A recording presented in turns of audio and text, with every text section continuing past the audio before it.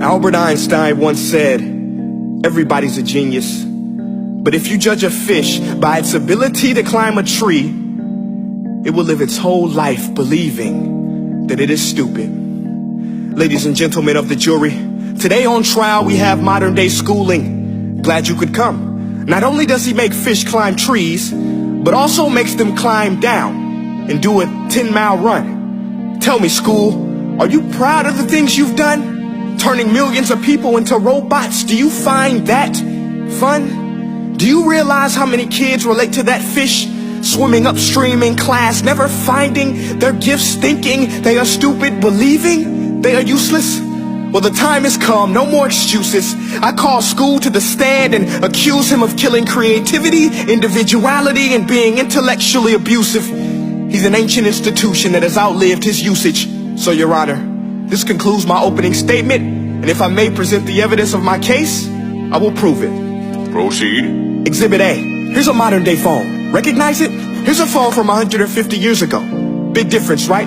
Stay with me. Here's a car from today, and here's a car from 150 years ago. Big difference, right? Well, get this. Here's a classroom of today, and here's a class we used 150 years ago. Now ain't that a shame? In literally more than a century, nothing has changed. Yet you claim to prepare students for the future? But with evidence like that, I must ask, do you prepare students for the future or the past? I did a background check on you and let the record show that you were made to train people to work in factories, which explains why you put students in straight rows, nice and neat, tell them sit still, raise your hand if you want to speak, give them a short break to eat, and for 8 hours a day, tell them what to think. Oh, and make them compete to get an A letter which determines product quality, hence grade A of meat. I get it. Back then, times were different. We all have a past. I myself am no Gandhi. But today, we don't need to make robot zombies. The world has progressed. And now we need people who think creatively, innovatively, critically, independently, with the ability to connect. See, every scientist will tell you that no two brains are the same. And every parent with 2 or more children will confirm that claim.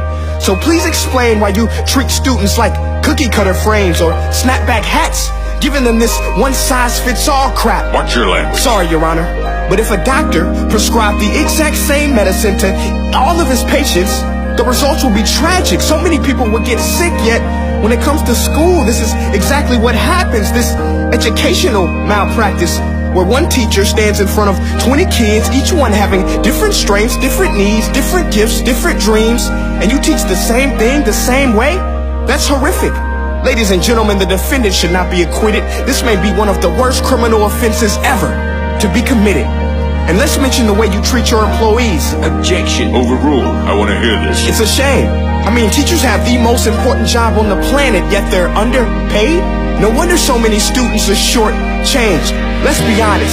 Teachers should earn just as much as doctors, because a doctor can do heart surgery and save the life of a kid. But a great teacher can reach the heart of that kid and allow him to truly live. See, teachers are heroes that often get blamed, but they're not the problem. They work in a system without many options or rights. Curriculums are created by policymakers, most of which have never taught a day in their life. Just obsessed with standardized tests. They think bubbling in a multiple choice question will determine success. That's outlandish. In fact, these tests are too cruel to be used and should be abandoned, but don't take my word for it.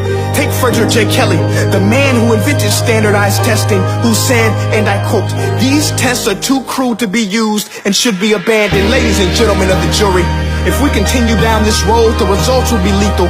I don't have much faith in school, but I do have faith in people. And if we can customize healthcare, cars, and Facebook pages, then it is our duty to do the same for education, to upgrade it, change it, do away with school spirit, because that's useless. Unless we're working to bring the spirit out of each and every student, that should be our task. No more Common Core. Instead, let's reach the core of every heart in every class. Sure, math is important, but no more than art or dance. Let's give every gift an equal chance. I know this sounds like a dream, but countries like Finland are doing impressive things. They have shorter school days. Teachers make a decent wage. Homework is non-existent, and they focus on collaboration instead of competition. But here's the kicker, boys and girls. Their educational system outperforms every other country in the world. Other places like Singapore are succeeding rapidly. Schools like Montessori, programs like Khan Academy. There is no single solution, but let's get moving. Because while students may be 20% of our population, they are 100% of our future. So let's attend to their dreams, and there's no telling what we can achieve. This is a world in which I believe, a world where fish are no longer forced to climb trees. I'll rest my case.